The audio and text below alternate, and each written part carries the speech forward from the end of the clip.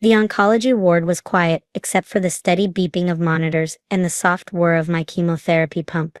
I sat alone in the treatment chair, watching my family pack their designer carry-on bags at my bedside. "We can't cancel our cruise for your chemo," my sister Jessica announced, carefully arranging her new Gucci sunglasses. "Mom and Dad agree it's not that serious. It's just your first round anyway. The Caribbean waits for no one," Mom added, checking her passport. "The cruise line's cancellation policy is very strict. Besides, Dr. Roberts said this is a very treatable form of lymphoma." I stared at the red liquid slowly dripping into my IV, wondering how my stage 3 lymphoma had become less important than their 7-day luxury cruise. They'd booked it 6 months ago, long before my diagnosis, but the timing couldn't have been worse. "Sarah, honey," Dad said, straightening his vacation polo shirt, "you're 30 years old. You don't need us holding your hand through every treatment. This will teach you independence." Independence, right, because that's what you need most when starting aggressive chemotherapy, to be completely alone. The oncology nurse, Maria, shot them a disapproving look as she adjusted my medication. She'd been trying to explain the importance of family support during initial treatment, but they'd dismissed her concerns with practiced ease.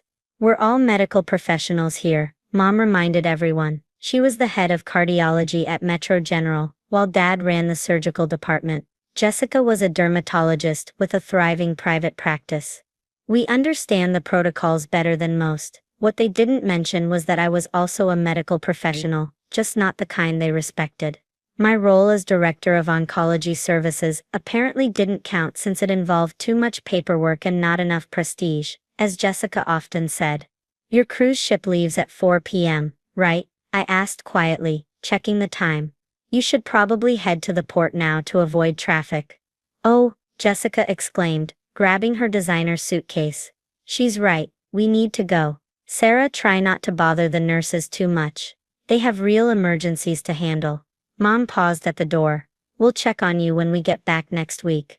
Make sure you keep up with your fluids and rest. And don't forget to file those department budget reports. Sick leave isn't an excuse for missing deadlines." I watched them hurry out, their excited chatter about cruise activities fading down the hallway. Maria waited until they were gone before placing a gentle hand on my shoulder.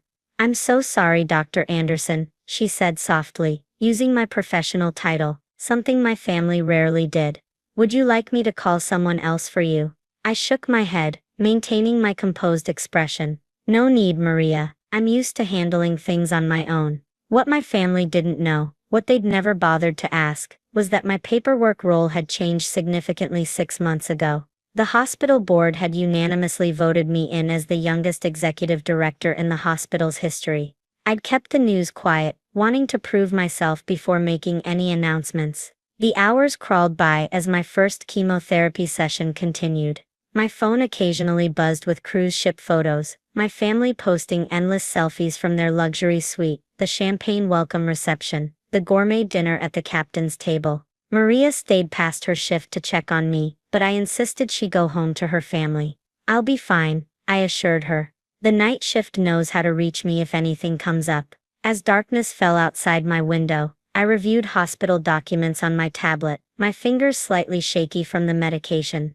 Department reviews were scheduled for next week, including performance evaluations for all department heads. How interesting that my family had chosen this particular week for their vacation. At midnight, the night nurse brought me some tea and helped me settle in for a few hours of rest. "Big day tomorrow," she said with a knowing smile. She, like most of the staff, was well aware of who really ran the hospital now. My phone lit up with another cruise photo, my family toasting their first night at sea. Mom had tagged it #blessed#family first #living our best life. The irony would have been funny if it weren't so painful. I closed my eyes, trying to focus on tomorrow instead of the nausea building in my stomach. The hospital board would be meeting at 9 a.m. sharp to review departmental leadership. As executive director, my first major decision would be evaluating the performance of our department heads, including the heads of cardiology and surgery. Mom and Dad had no idea that their daughter, the one they'd left alone during chemotherapy to go on a cruise, would be deciding their professional futures. They'd never bothered to read the hospital-wide memo announcing the leadership change, too busy planning their vacation to notice their underachieving daughter's name at the top of the organizational chart. Through the window, I could see the lights of other hospital rooms where patients were fighting their own battles. Some had families cramped in uncomfortable chairs beside them, refusing to leave their loved ones alone. Others, like me, faced the night in solitude. But unlike those other patients, I had the power to ensure this kind of abandonment wouldn't happen again, at least not in my hospital. Sometimes the most important medical lessons come from unexpected teachers. I drifted off to sleep as another cruise photo lit up my phone. Let them enjoy their vacation. Tomorrow would bring a very different kind of wake-up call. The morning brought a flurry of activity to the oncology ward. My second day of chemo was scheduled to begin at 10 a.m., but first I had a more pressing appointment. At 8:30 a.m., my assistant helped me into a wheelchair, my professional attire carefully arranged to hide the IV port in my chest. The board is assembled, Dr. Anderson, she informed me, wheeling me toward the executive conference room. And we've just received an interesting call from the cruise ship's medical center. I nodded, unsurprised. Let me guess, they're requesting emergency satellite communication with our cardiology and surgical department. Yes, apparently there's been a serious incident on board requiring expert consultation. They specifically asked for Dr. Catherine Thompson and Dr. James Thompson. How unfortunate that both department heads are unreachable during this emergency, I said quietly, straightening my blazer. I suppose they'll have to speak with the executive director instead. The conference room fell silent as I was wheeled to my place at the head of the table. Board members tried to hide their concern at my pale appearance, but I could see the sympathy in their eyes. They'd all visited me yesterday, after my family left, each expressing their disgust at my abandonment. Good morning, I began, my voice steady despite my nausea. Let's start with the emergency at hand. The cruise ship Paradise Dreams is requesting immediate medical consultation. Their medical center has reported multiple cases of severe food poisoning, including 3 passengers from our own hospital's leadership team. The irony wasn't lost on anyone in the room. Unfortunately, I continued, the heads of cardiology and surgery are currently unavailable, having left the hospital without proper coverage during a critical review period. This brings us to our first order of business, departmental leadership evaluation. My assistant distributed thick folders to each board member. Inside were 6 months of meticulously documented incidents, missed emergency calls, abandoned patients, neglected responsibilities, all in favor of social events and personal activities. As you can see, I gestured to the evidence. There's been a disturbing pattern of behavior from certain department heads. This latest incident, abandoning hospital duties for a cruise during performance reviews, leaving no proper chain of command, is merely the most recent example. The board members flipped through the pages, their expressions growing darker with each documented violation. And now, I added, their negligence has left us unable to provide emergency consultation during a medical crisis. A crisis, I might add, that affects them personally. Right on cue, the conference room phone rang. The cruise ship's medical center was calling again, this time sounding decidedly more desperate. I pressed the speaker button. This is Dr. Sarah Anderson, Executive Director of Metro General. How may we assist? There was a pause on the other end. Executive Director, we were trying to reach Dr. Catherine Thompson in cardiology, or Dr. James Thompson in surgery. Their family members said their department heads there. I'm afraid they're unavailable, I replied calmly. They left the hospital without proper coverage to take a cruise. I believe they're currently your patients. Another pause. Yes, they're quite ill. Along with Dr. Jessica Thompson, they're requesting transfer to Metro General's VIP wing. I see, I said, meeting the board members' eyes. Unfortunately, our VIP wing is currently under review due to certain leadership issues. We'd be happy to admit them as regular patients, subject to standard protocols and waiting periods, of course. The ship's doctor cleared his throat uncomfortably. They're insisting on speaking with hospital leadership. They say it's a family matter. A family matter, I echoed, my voice remaining professional. Like my first chemotherapy session yesterday, was a family matter. Please inform them that the executive director will be happy to discuss their situation during regular office hours next week. For now, they'll need to follow standard patient protocols. After the call ended, I turned back to the board. Now shall we discuss the future of our cardiology and surgical departments? I believe we need leadership that understands the true meaning of medical responsibility and family support. The board's vote was unanimous. By the time my family's water taxi rushed them back to shore 12 hours later, their department head positions had been reassigned. Their hospital privileges were under review, and their daughter, the one they'd left alone during chemotherapy, was officially their superior. They arrived at the hospital looking decidedly unwell, still in their cruise wear, only to be met by hospital security, who directed them to the regular emergency room entrance. No VIP treatment, no special access, no preferential care. But we run departments here, I heard Mom protest weakly. Not anymore, the security guard replied, checking his updated staff list. You'll need to speak with the executive director about that. I believe she's in oncology right now, receiving her chemotherapy treatment. You know the one you left her alone for? I closed my eyes as Maria started my second round of chemo, knowing my family was finally learning the most important lesson in medicine. Every patient deserves care, compassion and support, even the ones you think don't matter. Sometimes the best treatment for arrogance is a strong dose of humility. 3 days after their inglorious return from the cruise, my family finally gained enough strength to demand a meeting with hospital leadership.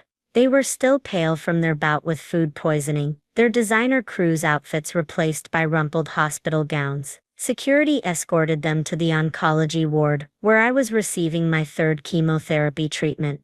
The conference room had been specially arranged, my treatment chair at the head of the table, IV pole standing sentinel beside me. This is completely unprofessional, Mom declared as they entered, though her voice lacked its usual authority. Having a meeting here, like this? Actually, I replied calmly, adjusting my hospital blanket. I believe it's perfectly appropriate. You see, unlike some medical professionals, I don't abandon my treatments for meetings. They sat uncomfortably, avoiding the sight of my chemotherapy drip. Jessica kept checking her phone, probably hoping her private practice hadn't heard about this scandal. Let's discuss your positions at Metro General, I began, opening their files, or rather your former positions. This is ridiculous, Dad interrupted. We've run these departments for 15 years. You can't just, I can and I did. I cut in smoothly. As executive director, it's my responsibility to ensure this hospital maintains the highest standards of patient care and professional ethics, standards that you've repeatedly failed to meet. I handed them each a thick folder of documented violations, missed emergency calls, abandoned procedures, neglected responsibilities, and most recently, abandoning your posts during a critical review period to take a cruise. We didn't know about the review period, Mom protested weakly. Because you never read hospital communications, I replied. Too busy planning your vacation to notice the memo, announcing your daughter's promotion to executive director 6 months ago. Their faces showed the slow dawn of realization. All those meetings they'd skipped, all those memos they'd ignored, all those times they'd dismissed my paperwork role. Sarah Jessica tried, using my first name for once. We're family, surely we can. Family? I interrupted, my voice still professional but carrying an edge. Was it family when you left me alone for my first chemotherapy treatment? Was it family when you said my cancer wasn't serious enough to cancel your cruise? Maria chose that moment to enter, checking my medication. She pointedly ignored my family as she adjusted my anti-nausea drugs. Your department head positions have been filled by doctors who understand that patient care comes before luxury cruises, I continued. Your hospital privileges are under review, and your access to the VIP wing has been permanently revoked. You can't do this to us, Dad said, but his voice was uncertain. Actually, I can, but more importantly, you did this to yourselves. I gestured to the chemotherapy bag beside me. Every patient in this hospital deserves better than what you've demonstrated, including your daughter. Mom's eyes finally focused on my IV line, really seeing it perhaps for the first time. Sarah, we didn't think. No, you didn't think. I agreed. You didn't think about your patients when you abandoned them for social events. You didn't think about your responsibilities when you ignored hospital protocols. And you certainly didn't think about me when you left me alone to fight cancer while you sipped champagne on a cruise ship. I handed them each a final document. These are your options. Session Turnan said Dolmanai. These are your options. You can either accept positions as regular staff doctors, under close supervision, or you can tender your resignations. Either way, you'll never hold leadership positions at this hospital again. They stared at the papers in shocked silence. Oh, and one more thing, I added as Maria returned with more medication. As part of your rehabilitation, should you choose to stay, you'll each be required to spend one shift per week here in the oncology ward, not as doctors, but as patient care assistants. Perhaps sitting with people during their chemotherapy treatments will remind you why we became doctors in the first place. Jessica's face reddened. You're enjoying this, aren't you? No, I replied honestly, fighting a wave of nausea. I'm not enjoying any of this. The cancer, the chemotherapy, or watching my family demonstrate such a profound lack of compassion. But I am doing my job, ensuring that every patient in this hospital receives the care and support they deserve.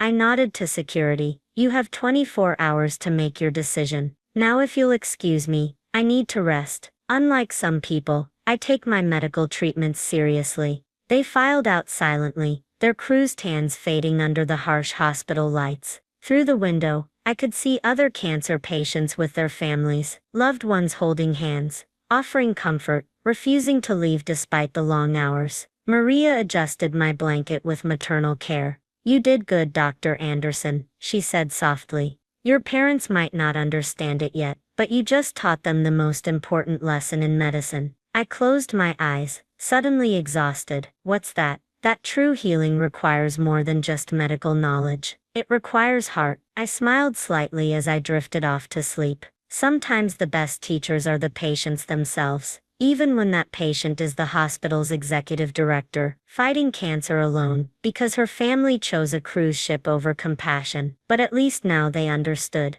In my hospital, every patient matters, even the ones you leave behind.